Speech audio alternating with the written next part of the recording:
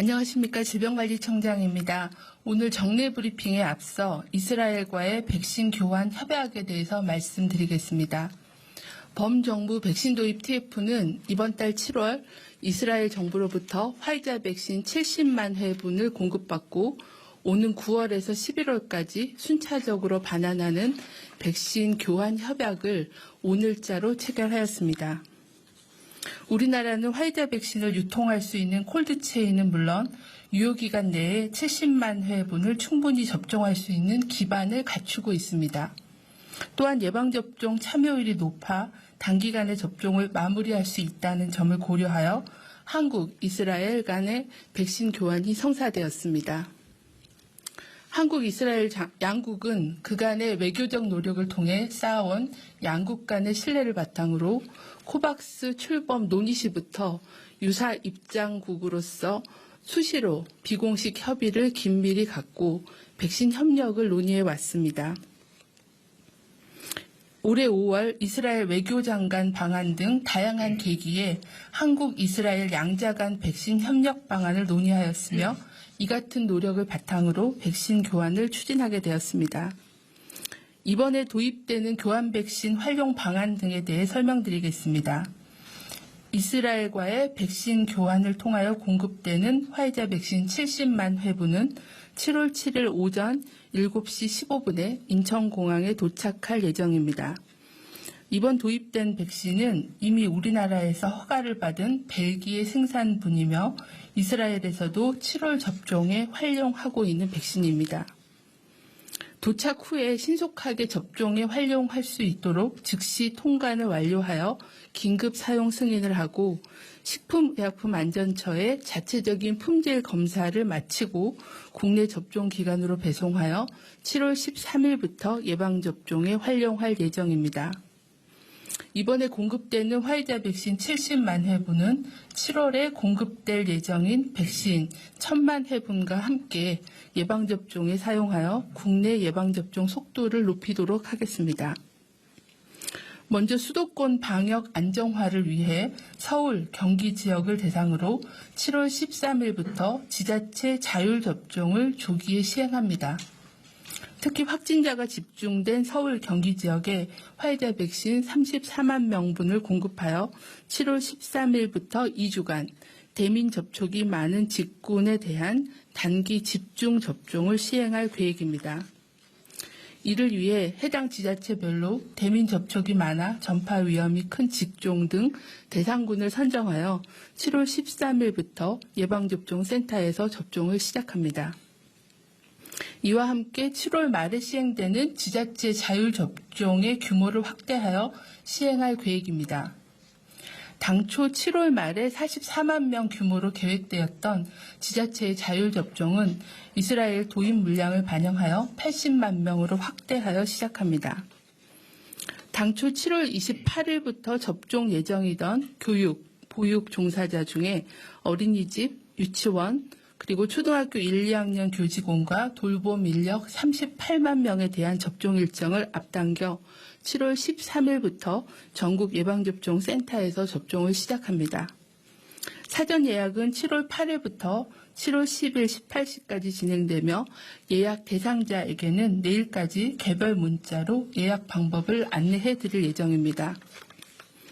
정부는 이스라엘로부터 받은 화이자 백신 70만 회분은 국내 백신 접종이 상당 부분 진행될 것으로 예상되는 시점인 9월부터 11월까지 순차적으로 반환할 예정입니다. 1년 반 이상 코로나19 대유행이 이어지고 있으나 아직까지 전 세계적인 백신 공급은 제한적인 상황입니다. 백신이 전 세계 적재적소에 효율적으로 사용될 수 있도록 정부는 백신 교환을 적극 활용할 계획입니다. 4분기에는 충분한 백신 물량을 가지고 접종을 시행하겠다고 말씀드린 바 있습니다. 이 과정에서 여분의 백신이 발생한다면 우리 정부는 백신이 필요한 다른 나라에 적극적으로 백신 교환을 진행하고 코로나19 극복을 위해 다른 국가들과 적극적으로 협력하도록 하겠습니다. 감사합니다. 네. 그럼 백신 교환과 관련된 질의응답 먼저 진행하겠습니다. 현재 두 분 기자님 질문이 있습니다. 혹시 백신 교환과 관련된 질의 답변을 먼저 진행하겠습니다. 첫 번째, 중앙일보 이우림 기자님 질문 있습니다. 이스라엘 화이자 백신과 관련되어서 질문 주셨습니다. 지난달 19일 팔레스타인 자치정부는 이스라엘이 보내온 화이자 백신 9만 회분을 받았다가 검수 과정에서 기술적 조건이 충족되지 않았다며 돌려보냈다라는 밝힌 바가 있습니다. 이번에 한국과 스와프를 맺은 백신이 이 백신과 동일한 것인지 혹시 아직 확인되지 않았다면 이런 우려는 어떻게 보는지 설명해 달라고 했습니다.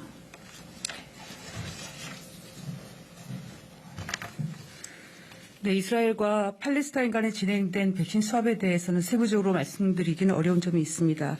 하지만 저희가 팔레스타인으로 실제 선정되었던 백신과는 다른 백신으로 저희가 파악을 하고 있습니다.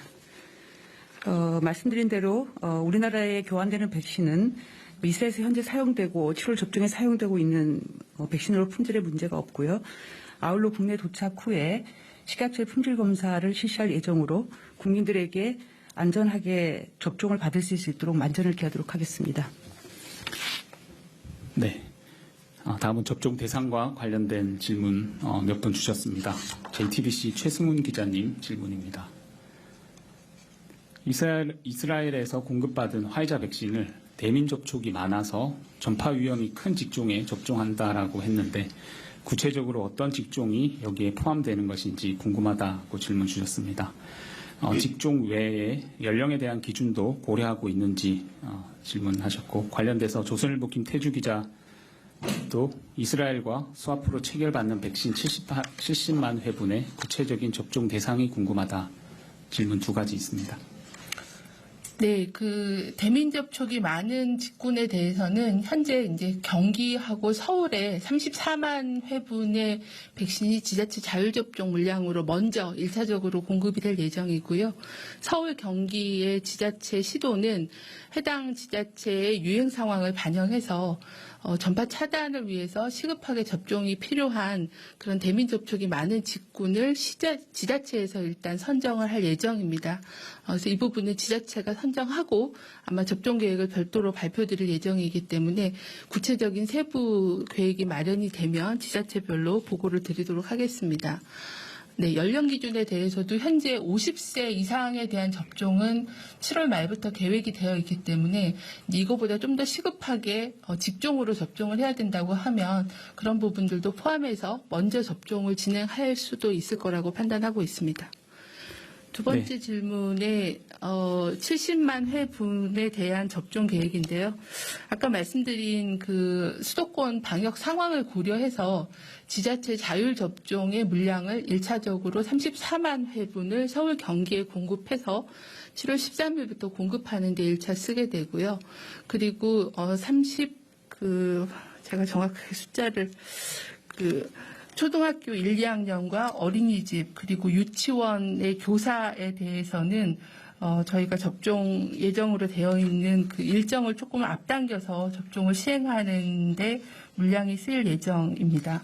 제가 정확한 물량은 확인해서 말씀을 드리겠습니다. 네, 그리고 나머지는 이제 저희 지자체 자율접종으로 들어가게 될 물량으로 일부 반영해서 사용을 하게 될 예정입니다.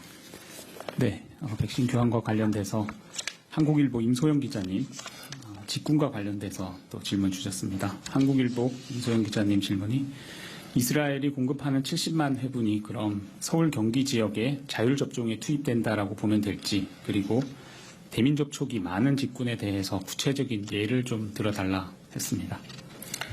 네, 제가 아까 이제 서울 경기 지역에 자율접종으로 공급되는 물량은 34만 회분이 공급될 예정이고요.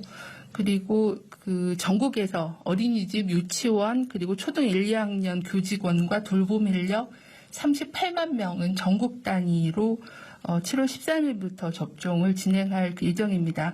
아마 이 대상자는 당초에는 6월 달에 아스트라제네카 백신으로 접종하려고 계획되었다가 이제 접종이 일정이 변경된 대상군으로 저희가 이미 명단을 확보하고 있기 때문에 조기에 접종을 진행할 수 있어서 좀 더 일찍 접종을 당겨서 시작하는 걸로 진행을 할 예정입니다. 네. 또 대민 접촉이 많은 직군에 대해서는 예를 들면 뭐 운수종사자라거나 아니면 환경미화원이라거나 이런 여러 가지 직종이 있을 수는 있습니다. 근데 해당 지자체에서의 어떤 방역 상황, 최근의 유행 상황 등을 고려해서 대상자를 선정할 거기 때문에 각 시도의 계획은 별도로 말씀을 드리도록 그렇게 하겠습니다.